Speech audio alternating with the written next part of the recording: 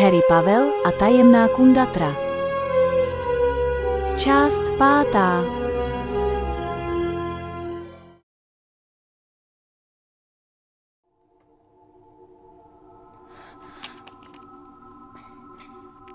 Já jsem Harry Potter.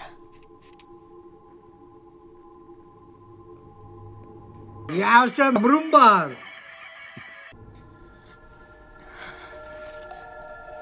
Slyšel jsi někdy něco o tajemné komnatě? Déštíce mi ho strčil do prdele.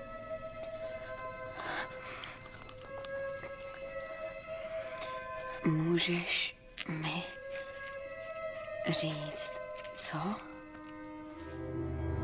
No, moje péro... A ona všecko to hubí. A já budu, vole, prčata. Mají moc souskou, vole, brda. A mrdat jí budu až. Dokladně se.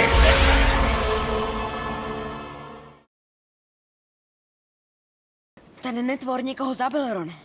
Co jiného měl dělat? Kluci, je přítel. Zajdeme za ním a zeptáme se ho. To bude milá návštěva. Ahoj. Hele, nepouštěl si po hradě něco běsnícího a chlupatého? Ale já nemám, vole, žádný, vole, péro chlupatý, ty vole. Ne. Co to máš? Kůžičku chlupatou.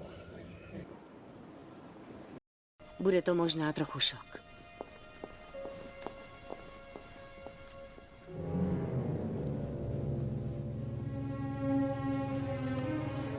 Hermiono. Ta už mi nepřeplavne ani brkou, vole. Našli ji u knihovny. A vedle ní... Nevíte, co to může znamenat? No, na piču, není zrcátko, tak tady zrcátko.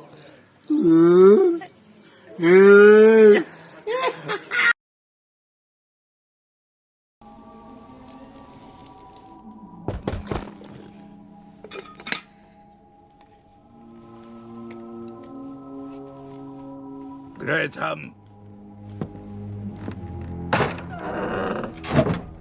Haló? Haló? Nasračky, to je vůle má. A když nejsem nasračky, tak to nejsem já. Čekal jsem, no. To je jedno. Jdi točit pivo. Pojďte dál, postavil jsem na čaj. No mě vyjel stek, ty vole, jak svině. Ani pivo jsem si nemohl dát už. To nic. Dobrý.